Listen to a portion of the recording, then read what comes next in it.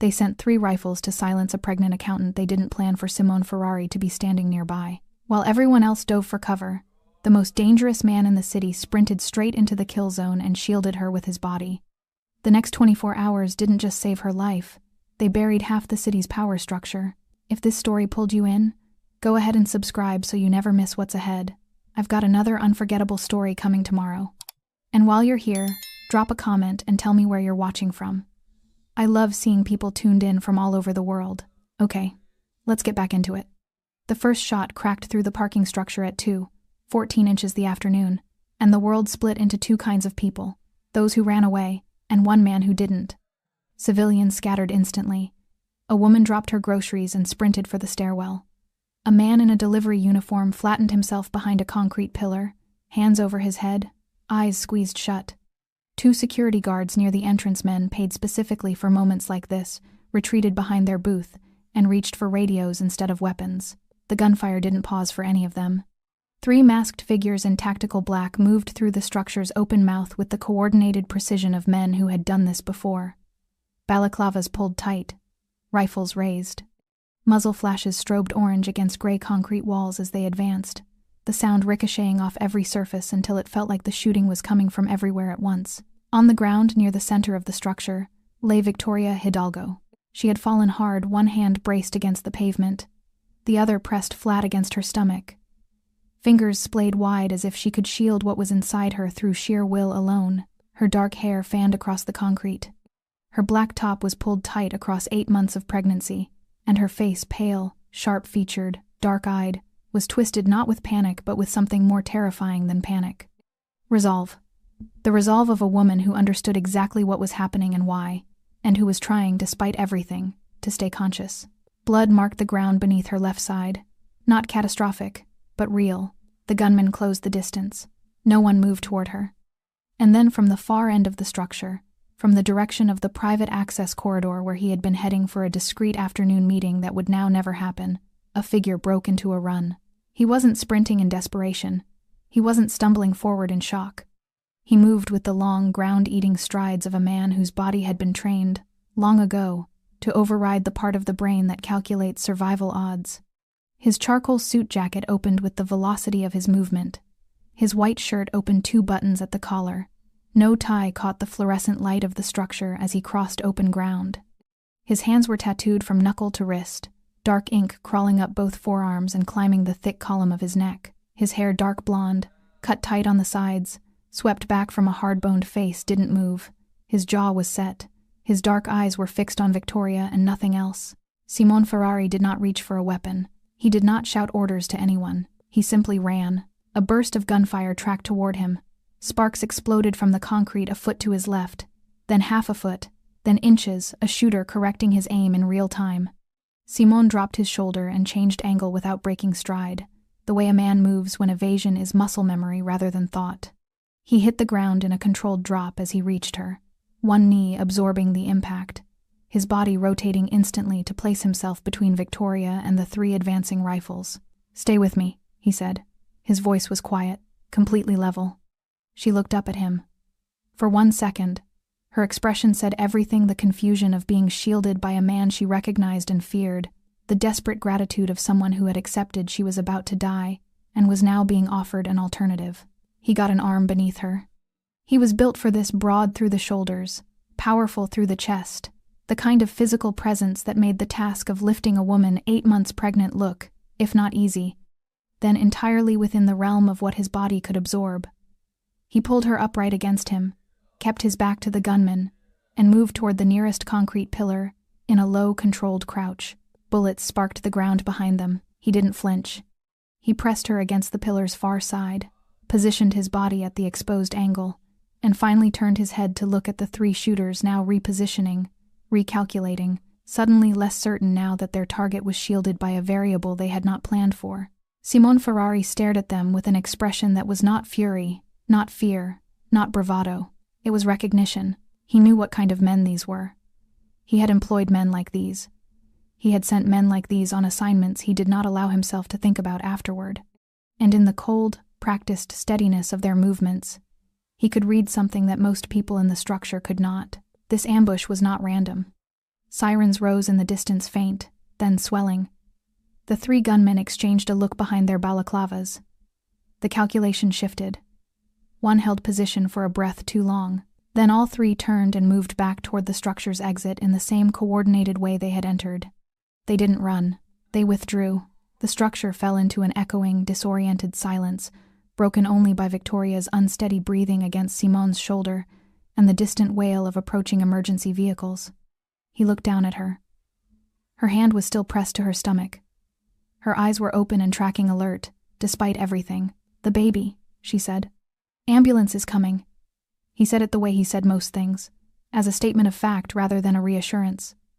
But he didn't move away from her. He kept his body between her and the open space until the first responders appeared at the structure's entrance 2 minutes later. Security cameras recorded all of it. Every frame, every stride, every second of a feared man placing himself between a pregnant woman and 3 rifles without hesitation, without calculation, without asking a single question about who she was or what she was worth to anyone. The footage reached local news within the hour. By evening, it had traveled further than that.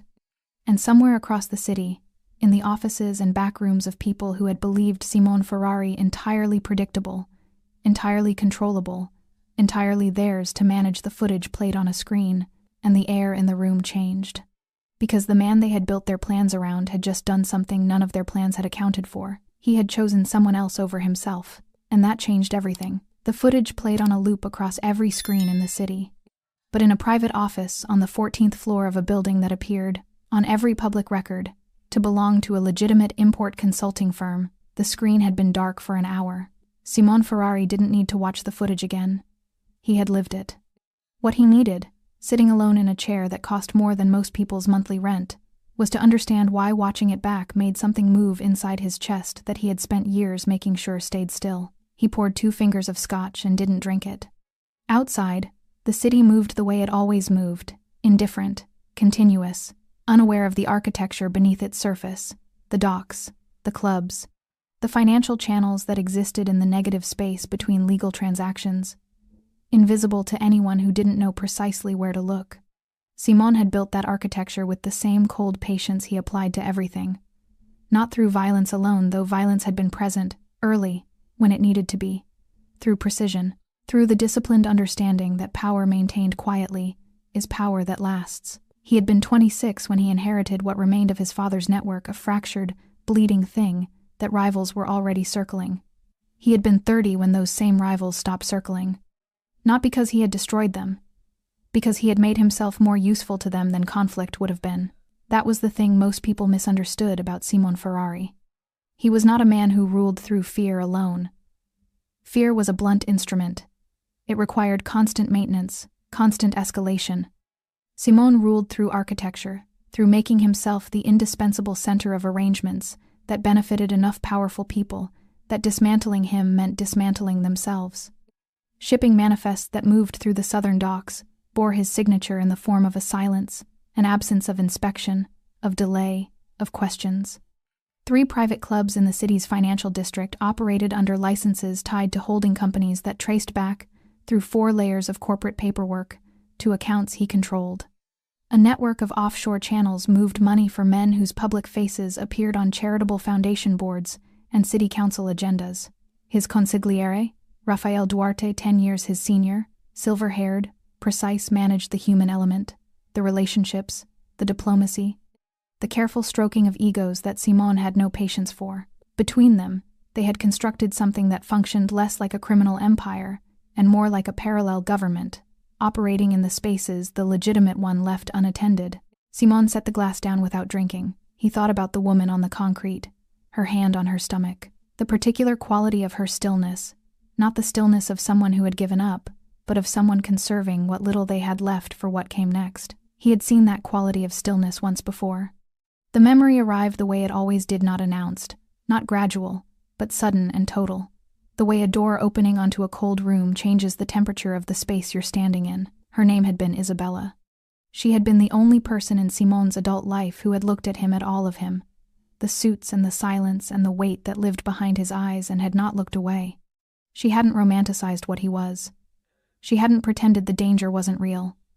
She had simply decided, with the same quiet stubbornness she applied to everything, that she loved him anyway, that the man she saw beneath the architecture was worth staying for. They had been married 4 years when she became pregnant. The pregnancy had been without complication until the final weeks, when it wasn't. Simon had been in a meeting he couldn't leave, or had told himself he couldn't leave, which amounted to the same thing when the call came. By the time he reached the hospital, the decisions had already been made without him. Isabella hadn't survived. The baby hadn't survived.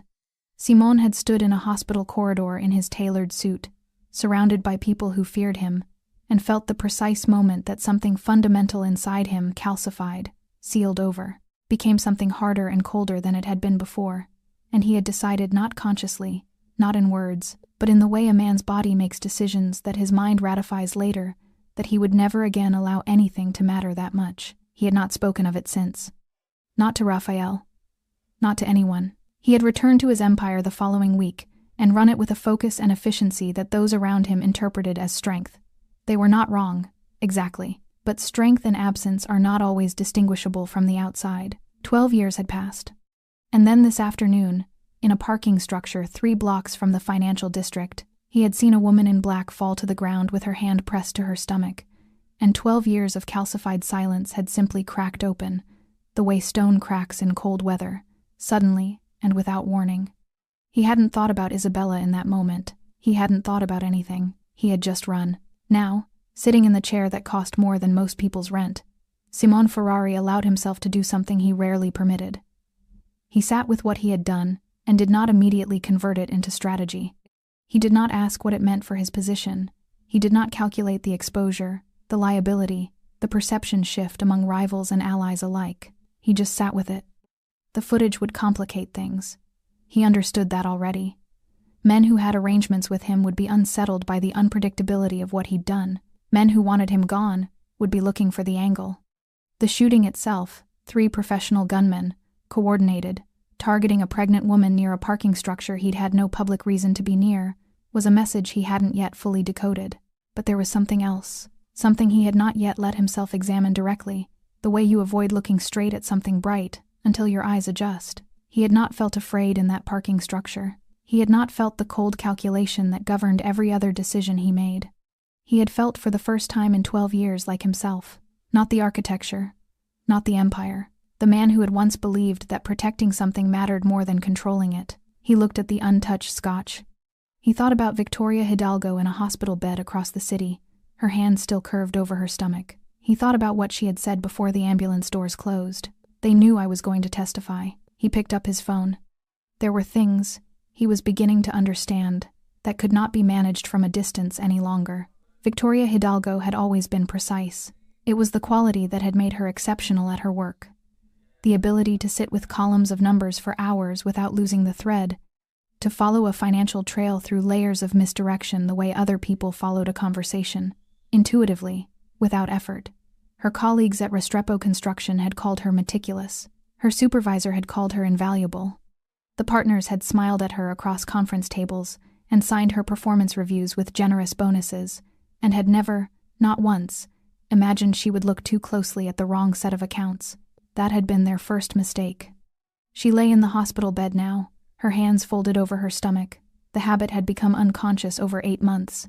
This constant checking, this wordless reassurance offered downward, and stared at the ceiling, while a detective she didn't fully trust asked questions she had already answered twice. The baby moved. A slow, rolling shift. She exhaled. Still here. Both of them. Miss Hidalgo. The detective, mid-40s, patient in the way that felt practiced, rather than genuine, leaned forward slightly. Can you walk me through the timeline once more? When did you first notice the irregularities? Victoria turned her head and looked at him with the dark, level gaze that had, on more than one occasion, made auditors considerably senior to her look away first. I've already given you the timeline, she said, twice. Humor me. She looked back at the ceiling.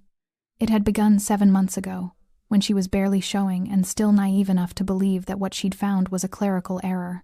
A construction project in the Southern District, legitimate contracts, legitimate permits, legitimate everything on the surface, with a payment structure that didn't make sense. Subcontractors being paid through holding companies she couldn't trace to any registered entity. invoices for materials that didn't correspond to any purchase orders she could locate, money moving in and then out through channels that existed, as far as she could determine, purely to move money. She had flagged it internally, the way the compliance handbook said to. Nothing happened. She had flagged it a second time, in writing, to the senior partner whose name appeared on the relevant project file.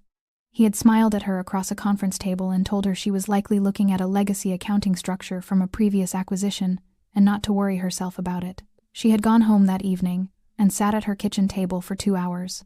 Then she had picked up her phone and called the Financial Crimes Division. That had been 5 months ago. The investigation that followed was sealed, her identity protected, her cooperation confidential, her testimony scheduled for 3 weeks from now before a federal grand jury that was, she had been told, building a case that extended considerably beyond Restrepo construction. She had told no one, not her sister, not the colleague she sometimes had lunch with, not the man who was supposedly the baby's father, though that particular absence had resolved itself before she'd ever made the call he had left, before she started showing. And she had decided, with the same quiet finality she applied to decisions she'd already made, that she would not spend energy on regret. She had been careful, she had been precise, and someone had still found out. "The accounts," she said to the ceiling, answering the detective's question because answering it was what she could control right now. "I found the first irregularity in March. Payment routed through a shell company registered in a jurisdiction that doesn't require beneficial ownership disclosure. The amounts were structured to stay below reporting thresholds individually. Collectively, across 18 months of transactions, they represented approximately $4 million moving through the project's books without a traceable origin." The detective was writing.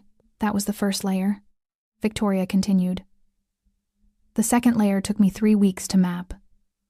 The shell company receiving payments from Restrepo had a corresponding account that made distributions to 4 separate entities. One of those entities shared a registered agent with a company that held a lease on a building I recognized. A building on the docks." She paused. The detective looked up.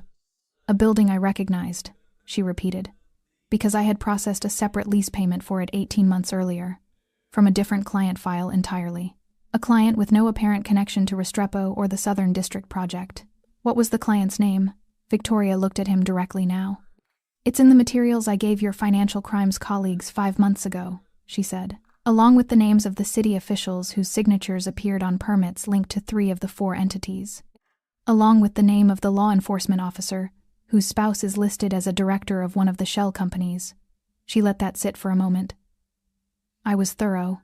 The detective's expression didn't change, but something shifted behind it. "Good," Victoria thought. "Be uncomfortable. Someone in your building is in those files." She looked back at the ceiling. What she hadn't told the detective, what she hadn't told anyone, because she was still processing what it meant, was what she had recognized the moment Simon Ferrari reached her on the parking structure concrete. She knew his name. Everyone in the city knew his name, the way they knew the names of weather systems as a force you tracked and planned around, rather than something you engaged with directly. But she knew more than his name. Buried in the transaction records she had spent 5 months mapping, in the network of shell companies and holding structures and silent financial arrangements, one name appeared at a remove of 3 corporate layers from a cluster of the most significant transactions. Ferrari-adjacent entities.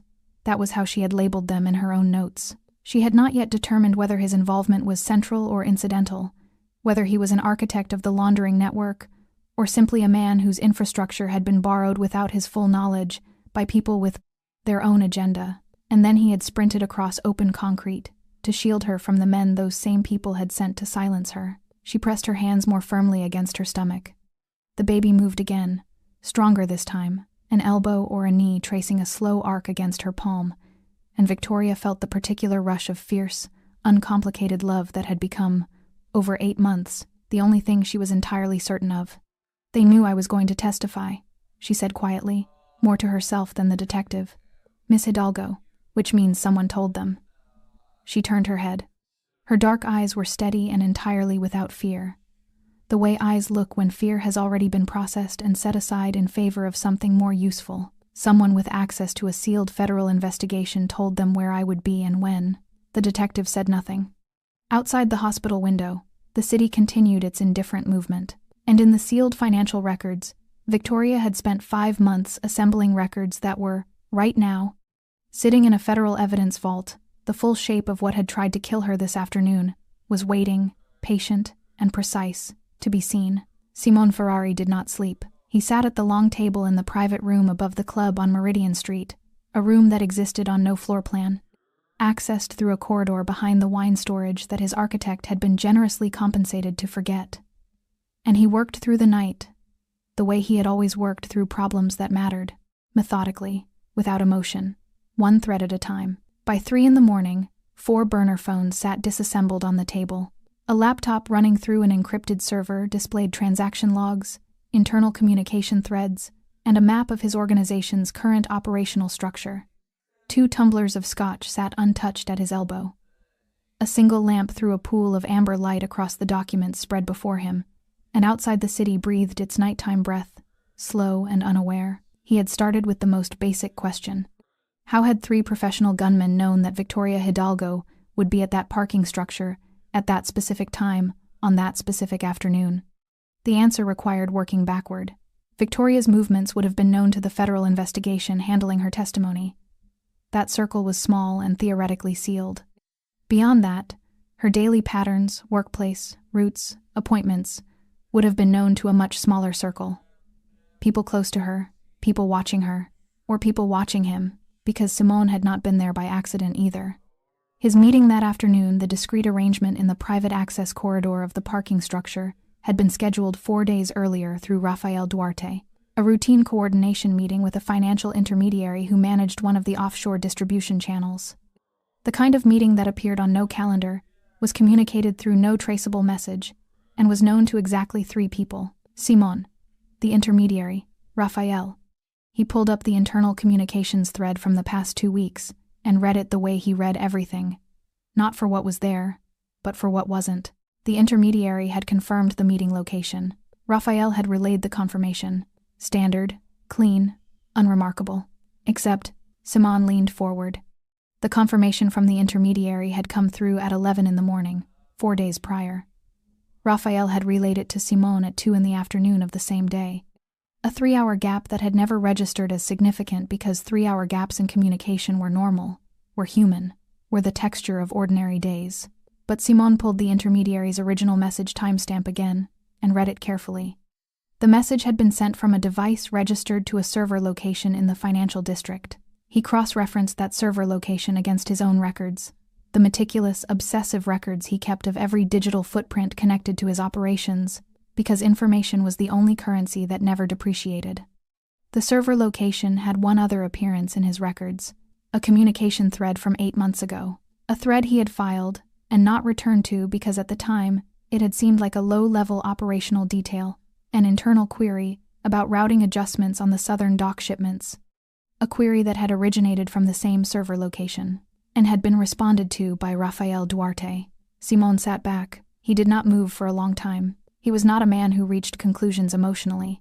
He had seen, over the years, what happened to men who confused suspicion with proof, the cascade of wrong decisions that followed, the collateral destruction, the enemies manufactured from allies through nothing more than paranoia. He had disciplined himself against it the way you discipline yourself against any dangerous reflex. But this was not suspicion. This was a thread, pulled carefully from the fabric of 10 years of trust, unraveling into a shape he recognized. Rafael Duarte had been with him since the beginning, had managed the human architecture of the empire with a precision and loyalty that Simone had never had reason to question, had sat across from him at this same table through negotiations that had reshaped the city's underworld, through crises that had demanded absolute trust between them, through the silent period after Isabella, when Simone had barely spoken, and Rafael had simply continued working as though normalcy were a thing he could hold in place through sheer professionalism. 10 years, and somewhere in those 10 years, something had shifted. Simone forced himself to continue pulling the thread rather than stopping where it hurt. He cross-referenced the server location against financial records. The offshore distribution channel that the intermediary managed, the one the Meridian Street meeting had been about, showed routing adjustments over the past 18 months that he had approved without granular review, because Rafael had presented them as administrative optimizations, and Simone had trusted the assessment. He reviewed them granularly now. An hour later, He had identified approximately $6 million that had moved through his network's channels in ways that didn't serve his network's interests. Money that had passed through his infrastructure like water through a pipe, using his organization's architecture, his organization's protection, his organization's silence, and had deposited itself in structures he did not control and had not authorized. Someone had been using him, not fighting him, not rivaling him, using him, his empire, as a vehicle, his reputation as a shield, his infrastructure as a laundry. And the attack on Victoria Hidalgo, the sealed federal witness whose testimony would expose financial trails, suddenly made a different kind of sense. It wasn't just about silencing her, it was about triggering a response from him.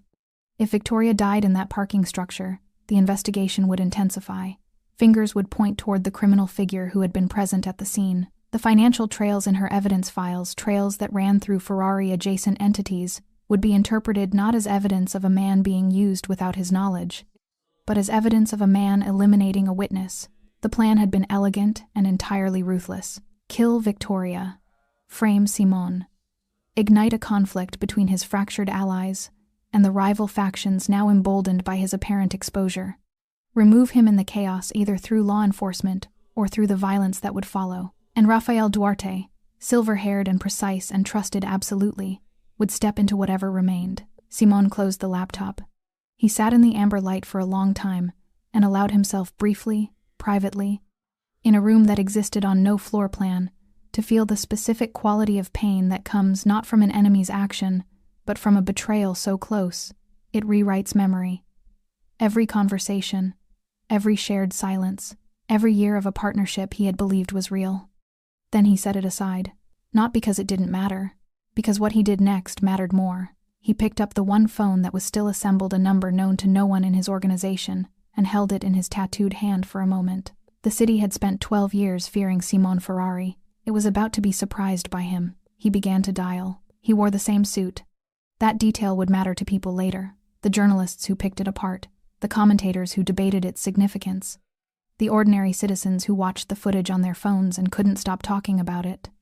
The same charcoal suit he had worn in the parking structure. The same white shirt, open 2 buttons at the collar. The same polished black shoes that had carried him across, sparking concrete toward 3 rifles without hesitation. He had not changed. Whether that was deliberate or simply the result of a man who had spent the night working through betrayal and arrived at dawn with no patience left for performance, no one who watched the footage could say for certain. But it registered. It stayed with people. The idea that he had moved from that parking structure through a sleepless night of reckoning and arrived at the front steps of the central precinct without pausing to reconstruct himself into something more presentable. He arrived at 7:43 inches the morning. The press was not there yet. That would come later, when someone inside the building made a call they shouldn't have, and the vans arrived, and the cameras assembled, and the footage began its journey across every platform and screen in the city. But in the moment Simon Ferrari pushed through the precinct's front door, both hands visible, nothing in them, moving with the same unhurried deliberateness that characterized everything he did. The lobby held only a desk officer, 2 detectives arriving for the morning shift, and a custody sergeant who looked up from his coffee and did not immediately process what he was seeing. Simon stopped at the front desk. "I need to speak with federal coordination," he said. "Not local, federal." The desk officer stared at him. "My name is Simon Ferrari." He said it the way he said everything, quietly, without emphasis, as a statement of fact, rather than an announcement. "I believe you know who I am." The lobby went very still. They put him in an interview room on the 3rd floor. Not a holding cell, not yet, because the duty supervisor who made that call was experienced enough to understand that the legal architecture around what was happening needed to be constructed carefully and quickly, and that a misstep now could compromise everything that followed. Simon sat in the chair with his forearms on the table, hands folded, and waited with the patience of a man who had conducted 1,000 negotiations in rooms designed to make him feel at a disadvantage.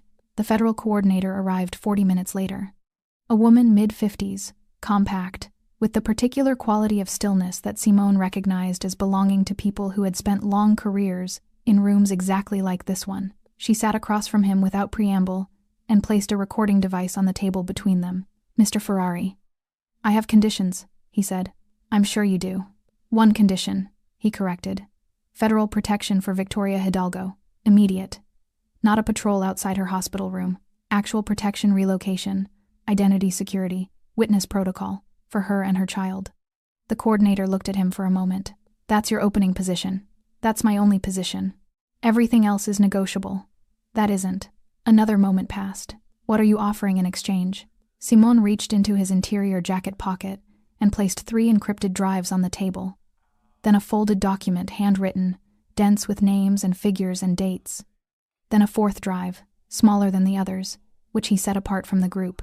18 months of internal financial communications, he said, indicating the first 3 drives. Transaction records across 6 offshore channels. The routing structures used to move approximately $40 million through infrastructure associated with my organization infrastructure. I did not authorize for that purpose. He touched the folded document. Names, dates, corresponding positions within city government and law enforcement. He looked at the coordinator steadily. The 4th drive contains communications between a serving deputy commissioner and representatives of 2 rival syndicate factions, including communications that reference the planning of yesterday's attack. The coordinator did not reach for the drives. Not yet. She was too experienced for that. You understand, she said carefully, that the material on these drives, if authentic, implicates your own organization. Yes, and implicates you, by association, in financial crimes that carry... Yes. He didn't need the sentence finished. I'm aware of what I'm sitting in. I'm not here because I believe I walk away clean. I'm here because the alternative is allowing the people who tried to use my name to bury a pregnant woman to continue operating while I retaliate through channels that will cost more lives and resolve nothing. The coordinator was quiet for a moment. Outside the interview room, through the narrow reinforced window in the door, Simone could see movement building in the corridor, more people arriving, phones being consulted, the particular energy of an institution recalibrating in real time. There's one more thing, he said. He unfolded a 2nd document and placed it on the table beside the drives. Rafael Duarte, my consigliere. His voice remained level. He'll attempt to move within the next 48 hours when he realizes I've come in. There's a private airfield outside the city. Coordinates are on that document where he has an arrangement for emergency departure. He'll go there. A pause. Don't let him leave. The coordinator looked at the document. Then at Simone. You're giving up your own man. Simone held her gaze. He gave me up first. The press arrived at 9:15. By then, the footage from a lobby security camera, someone's call, someone's phone, someone's moment of poor judgment or deliberate agenda, had already reached 3 local outlets simultaneously. By 9:30, it was national. By 10 o'clock, the image was fixed in the city's collective consciousness with the permanence of things that cannot be unseen. Simon Ferrari, in his charcoal suit, hands visible and empty, walking through the front door of the central precinct. The feared kingpin. Voluntary, unhurried, carrying evidence that would dismantle the empire he had built with 12 years of cold precision. The city divided instantly, the way cities divide when something ruptures the familiar narrative. Half saw strategy, a cornered man controlling the terms of his own capture. Half saw something they couldn't quite name, something that sat uncomfortably close to conscience. In a hospital room across the city, Victoria Hidalgo watched the footage on a small mounted screen and pressed her hands flat against her stomach and said nothing for a long time. Then she said, quietly, to no one in particular, "He actually did it." The baby moved beneath her hands. Outside her room, 2 federal agents had already taken position in the corridor. The raids began at dawn on the 3rd day.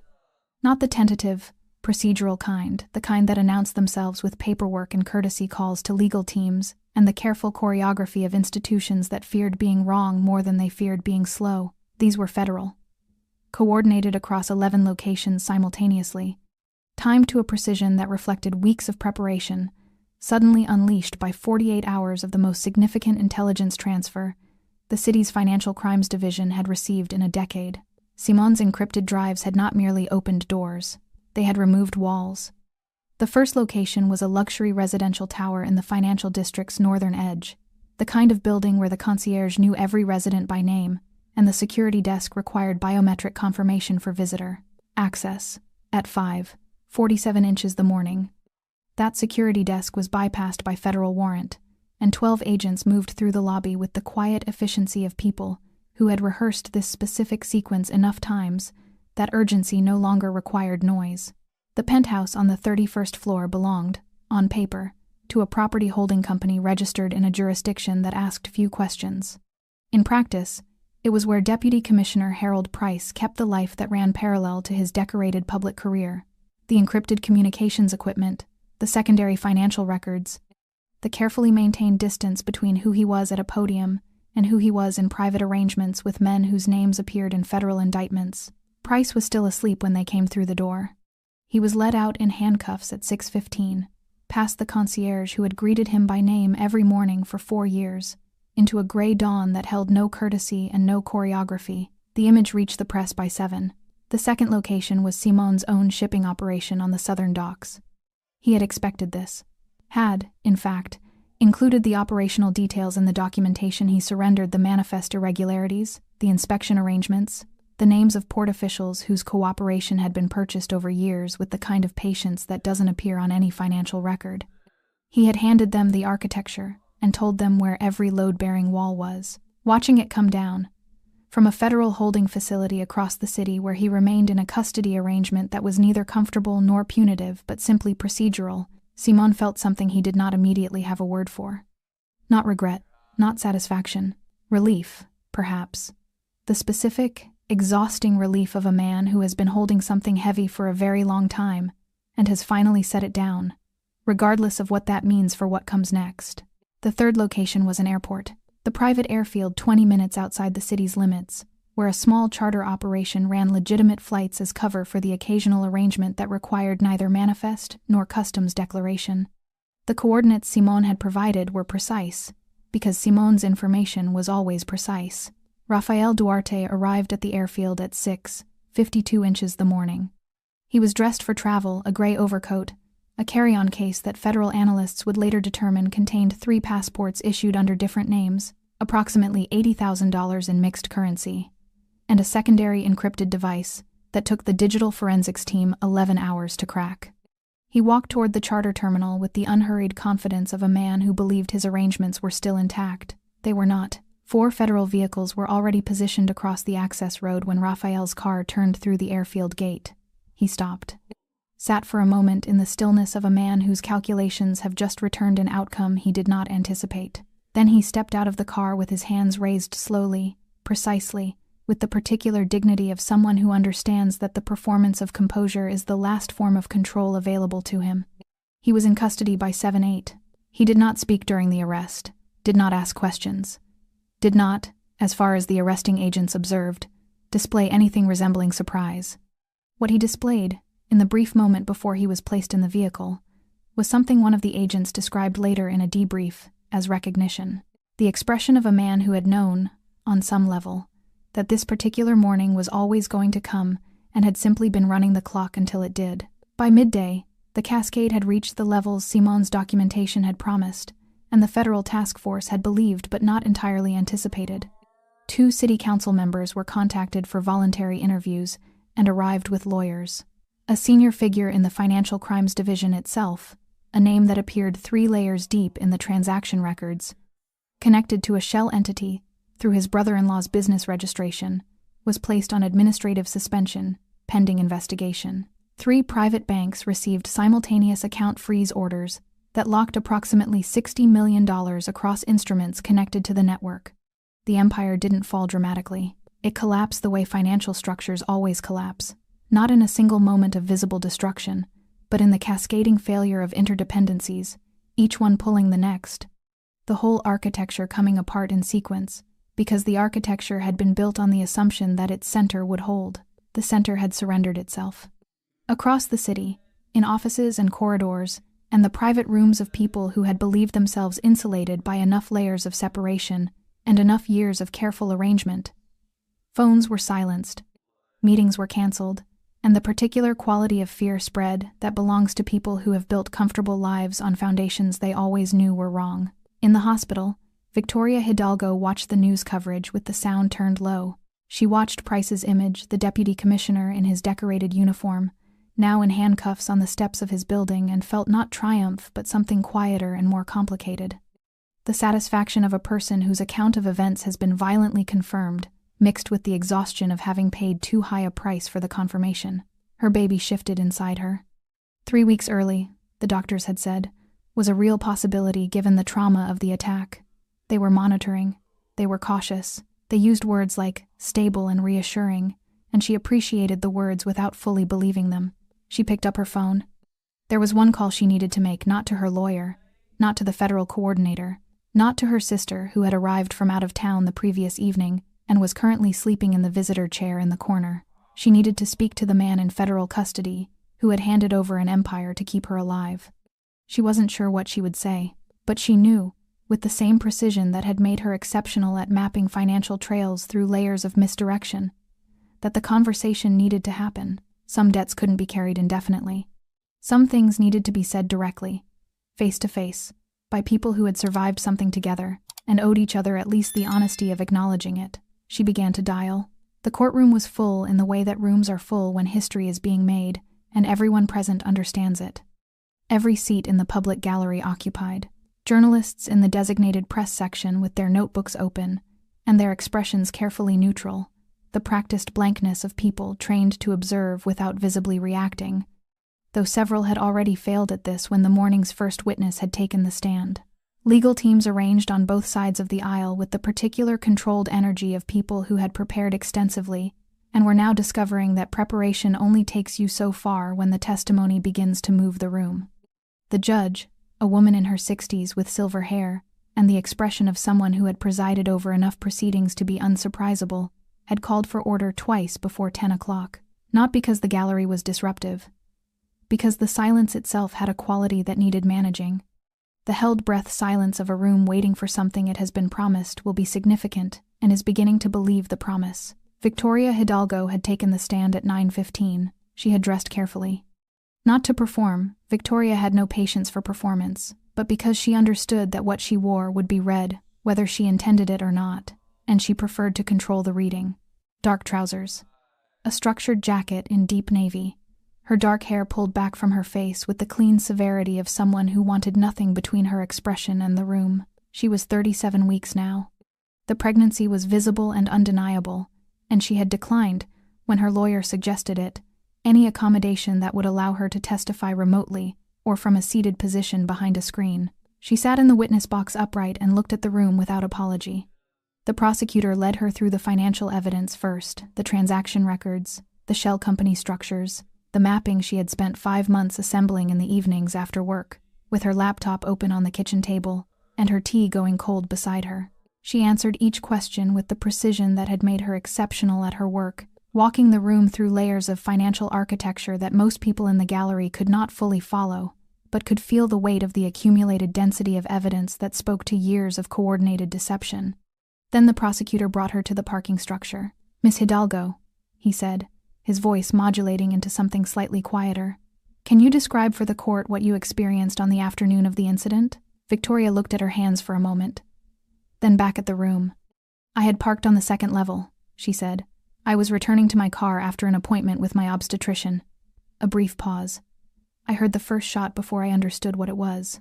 By the time I understood, I had already fallen." "Can you describe the circumstances of your fall?" "The shock of the first shot, I stepped back, lost my footing. The ground was faster than I expected." She said it plainly, without dramatization, which made it more affecting than dramatization would have. "I couldn't get up. The baby's weight had shifted my center of gravity, and my left side had hit the concrete, and I couldn't get the leverage. The room was absolutely still." "And then?" the prosecutor prompted gently. Victoria's expression changed, something moving through it that she allowed to show, briefly, before the composure returned. "And then he was there," she said. She described it the way she described everything, precisely, sequentially, without embellishment.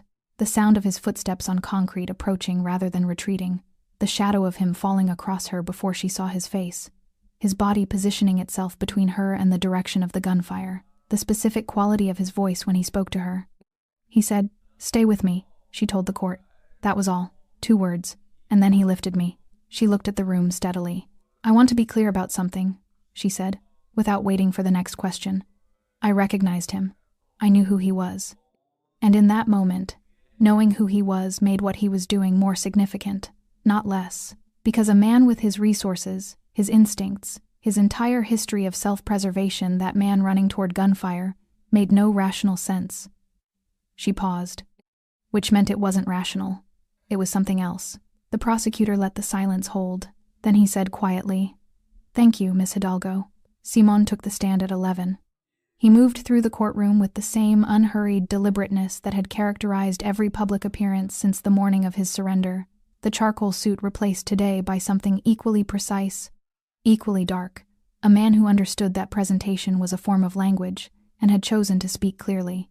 His tattooed hands rested on the railing of the witness box.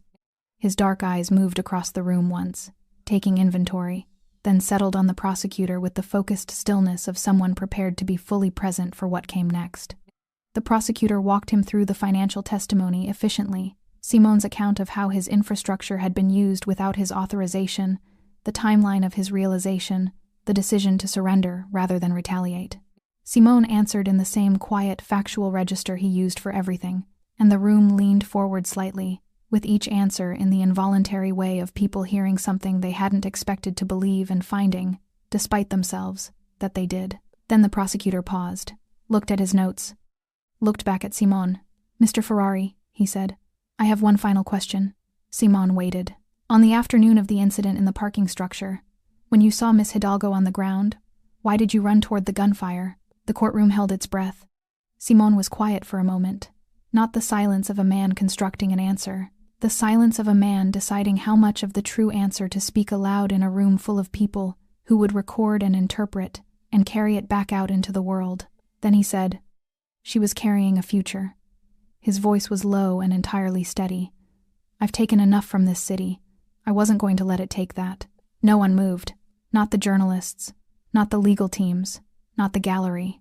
Even the judge, who had spent decades cultivating unsurprisability, was still. Simon looked at his hands on the railing, the tattooed knuckles, the ink that climbed toward his collar, the permanent record written on his skin of a life built on control and distance, and the disciplined avoidance of exactly the kind of moment that had occurred in that parking structure.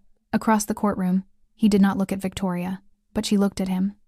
And in the expression on her face, precise, guarded, and entirely honest, was something that the room couldn't read, but that Simon, when he finally glanced toward her, understood immediately. Not forgiveness, not yet, perhaps not ever, entirely, but recognition, the acknowledgement, between two people who had survived something together, that what had happened between them in that parking structure had been real, and that real things, whatever else they cost, cannot be taken back. The judge called a recess. The room exhaled, and outside, through the high courtroom windows, the city continued its movement, unaware that somewhere in the testimony just given, the story it had told itself about Simon Ferrari for 12 years had quietly, irrevocably, come apart. The verdict came on a Tuesday, not with drama courts rarely delivered drama at the moment itself, saving it instead for the build-up, the waiting, the sleepless nights of people whose lives hung in the procedural balance of institutional language. The actual moment was quiet. A judge's voice in a room that had learned, over the weeks of testimony, to hold its breath with some degree of discipline. Simon Ferrari stood when his name was called. He stood the way he did everything straight, unhurried, his tattooed hands loose at his sides, his dark eyes on the judge with the focused steadiness of a man who had already made his peace with the range of outcomes and was simply waiting to learn which one had been selected. The judge spoke for 11 minutes before arriving at the sentence.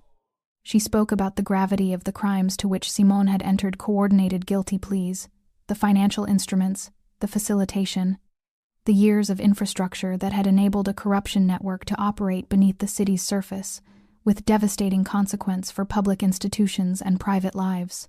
She did not minimize this.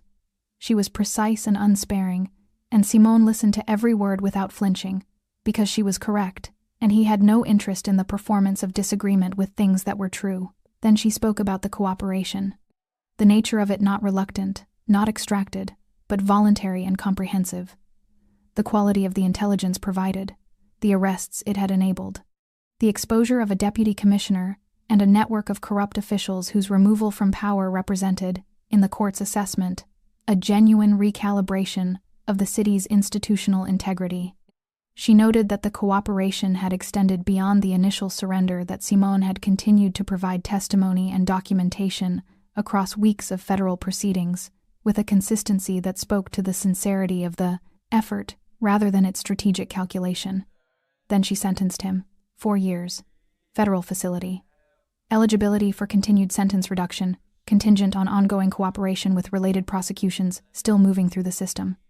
The public gallery reacted in the splintered way it had reacted to everything connected to this case, half in surprise that it wasn't more, half in surprise that it wasn't less, and a significant portion simply sitting in the complicated silence of people who had expected to feel certain about this moment and found that certainty had not arrived.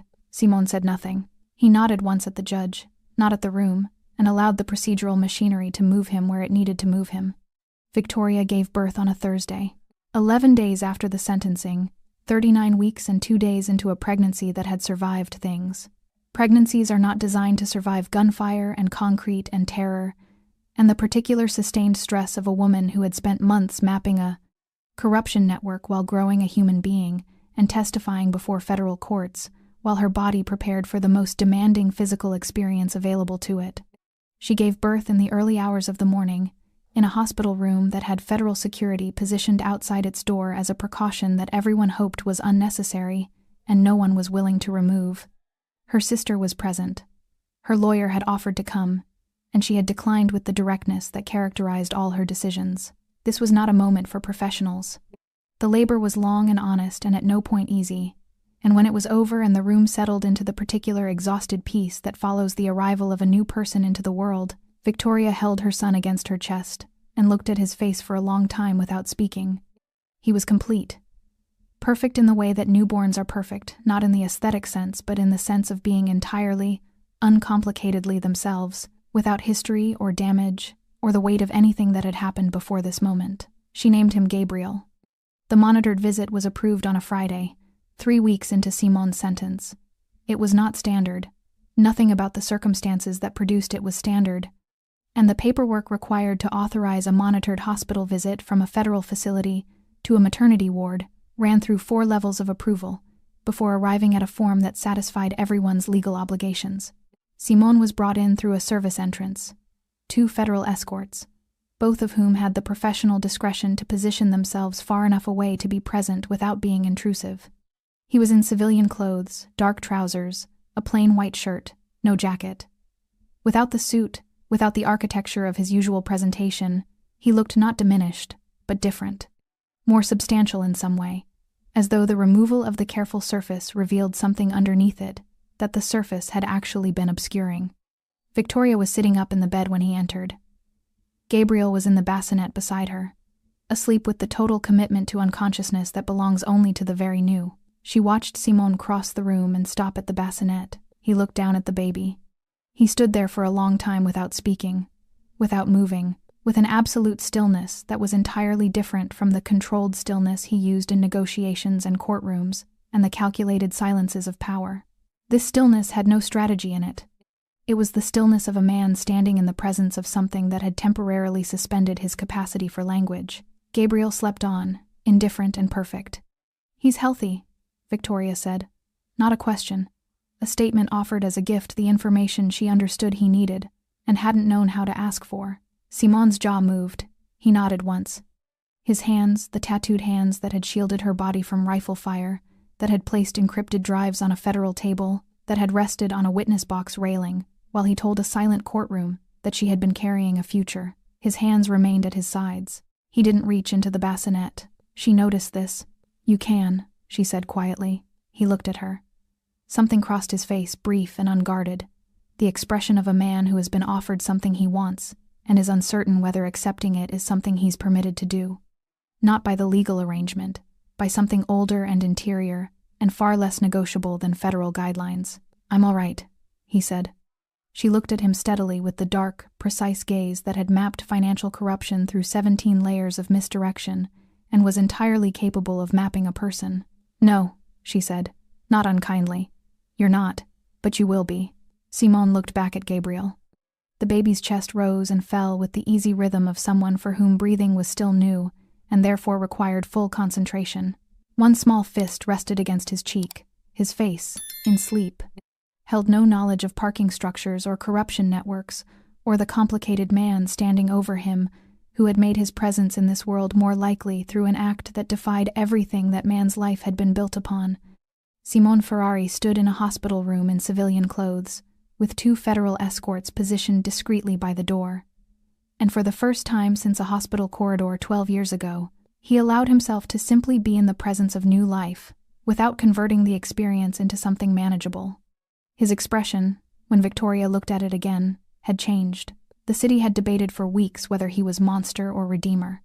In this room, in this moment, he was neither. He was simply a man who had lost something irreplaceable, done irreparable things, and then once, at the most unexpected moment, without calculation or strategy, or any of the machinery he had used to navigate everything else chosen correctly. It wasn't absolution.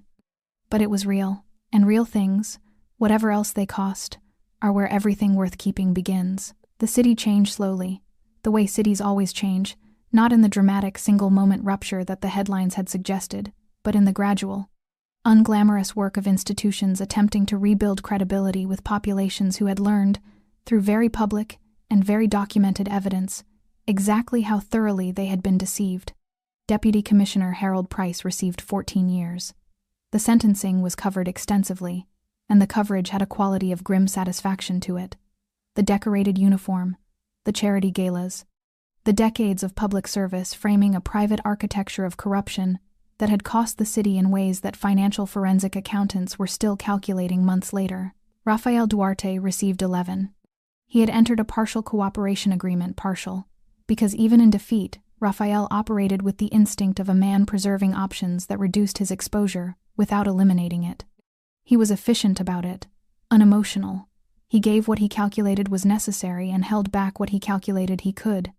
And the federal prosecutors accepted the arrangement because the information provided was genuinely useful, and because pursuing the maximum exposure would have consumed resources they needed elsewhere. Simone, when informed of Rafael's sentence, said nothing. He was in a federal facility that was not comfortable, but was not designed to be punitive beyond the deprivation of liberty itself.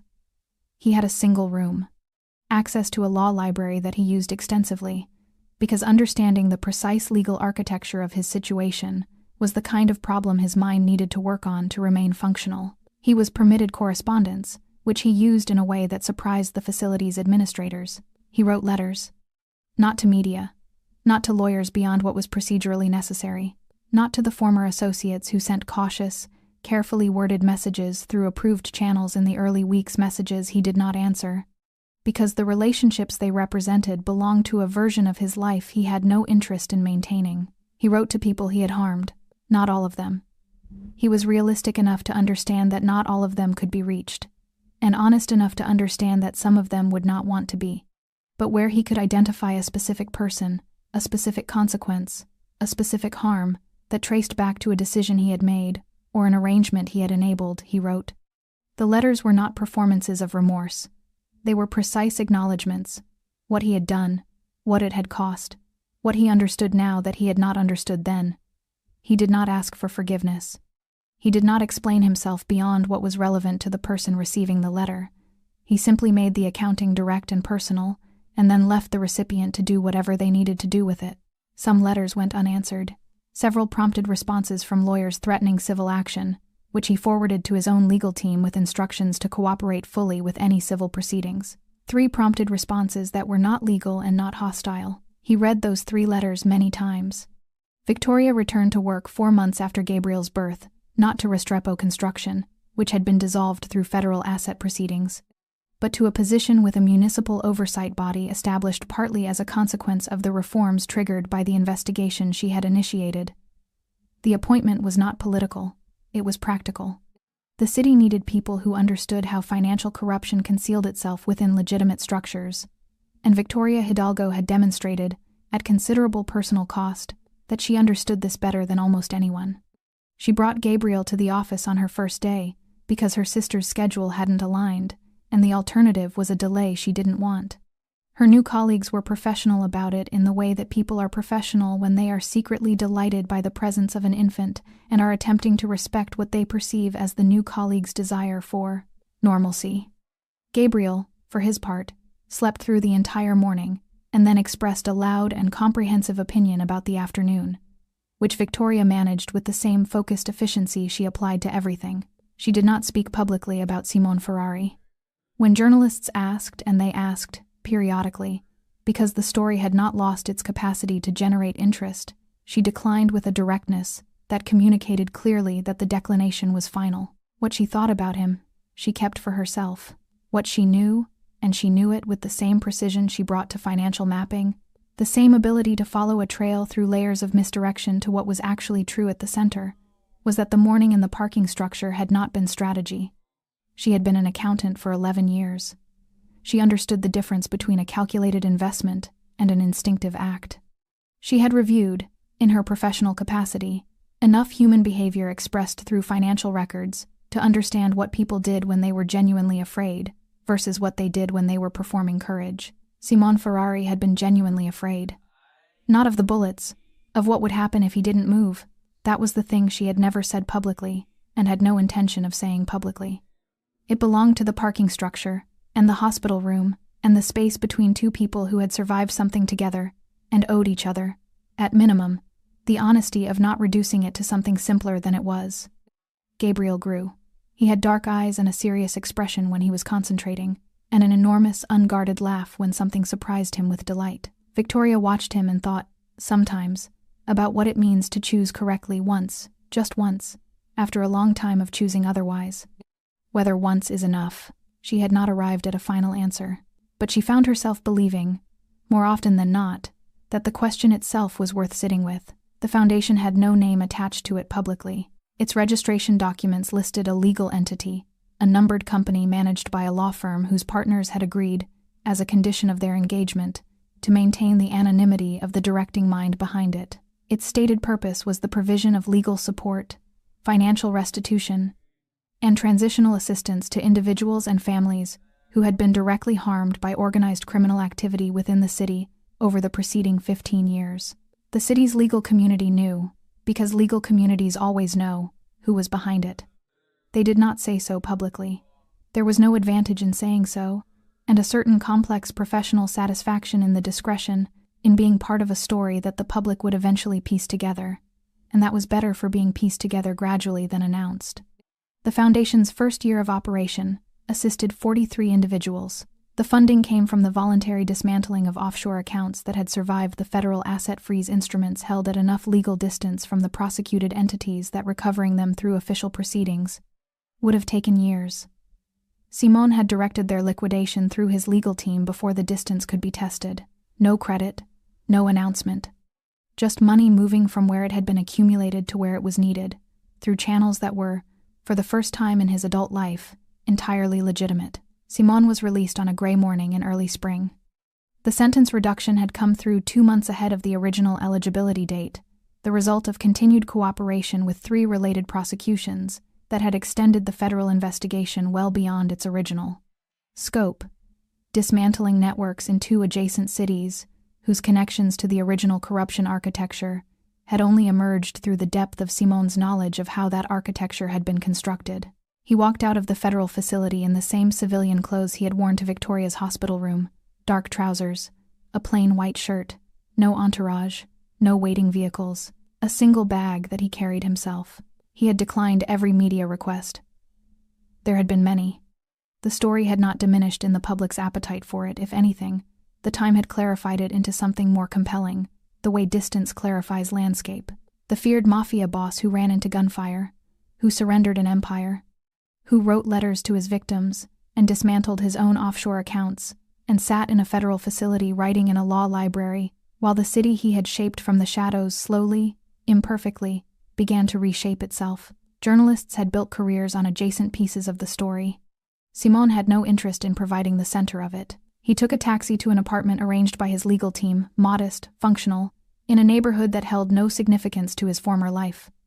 He set his bag down, made coffee, stood at the window for a while looking at the street below, at the ordinary movement of ordinary morning, at the city that had feared his name and debated his nature, and was now, apparently, prepared to let him exist within it as something it didn't have a clean category for. He was all right with that. He was sitting on a bench in the park near his apartment when he saw them. He hadn't planned it. He had come to the park because the apartment was quiet in a way that required interrupting, and the park was where the city's ordinary life expressed itself most directly. Dogs and children and people moving through their days, without awareness of being observed. Victoria was walking the path that curved along the park's eastern edge. Gabriel was strapped to her chest in a carrier, facing outward, his dark eyes moving across everything with the intense, indiscriminate fascination of a child for whom the world is still entirely new. Simon did not stand. He watched them from the bench, Victoria's unhurried stride, her navy jacket, the precise way she moved through the world that he had recognized from the first moment she had looked at him in the hospital room. Gabriel's small head turning toward a passing dog with an expression of profound seriousness. Victoria looked up. She saw him. They looked at each other across the distance of the path, with the particular quality of recognition that belongs to people who have been through something together that cannot be summarized, and do not need to summarize it. She did not stop walking. She did not wave. But something shifted in her expression, a brief, fractional softening, that Simon understood because he was, whatever else he was, a man who had spent his entire adult life reading rooms, reading people, understanding the meaning carried in what was not said. It was enough. Gabriel turned his head at that moment away from the dog, toward the bench, toward the man sitting there with tattooed hands resting on his knees, and an expression that the city would not have recognized, because the city had only ever seen him when he was performing something. Controlled. Armored. Precise. The child looked at him with the clear, uncomplicated attention of someone who has not yet learned to look at anything other than what is actually there. Simon looked back. Then Victoria and Gabriel rounded the curve of the path and moved beyond his line of sight, and Simon sat alone on the bench, in the ordinary morning of a city that was learning, slowly and imperfectly, to hold complicated things without resolving them into something simpler than they were. He stayed on the bench for a while longer. Then he stood, picked up his jacket, and walked in the opposite direction, not because he was retreating, not because he was calculating, but because some distances are not meant to be closed immediately. Some things are built slowly, if they are built at all, from smaller and more honest materials than the ones he had used to construct the first version of his life. He walked. The city moved around him, indifferent and continuous. He was part of it now, in a different way than he had been before. Not above it, not beneath it. Inside it, one more person navigating the ordinary difficulty of days. Redemption, he was learning, looked nothing like what he had imagined. It didn't arrive. It didn't declare itself. It was simply what happened when you stopped running from what you'd done and started, one small decision at a time, doing otherwise. He walked until the park was behind him, and the street opened up ahead. He didn't look back, but he walked lighter than he had in 12 years. And in a city that had watched him fall and surrender and be dismantled, and reduced to something human that was, somehow, exactly enough. Thanks for sticking with this story until the very end. You're the reason these stories feel alive. If you're ready for another powerful journey, just tap the next video on your screen. And before you go, leave a quick comment and rate this story from 1 to 10. I'm excited to read your thoughts and connect with you in the comments.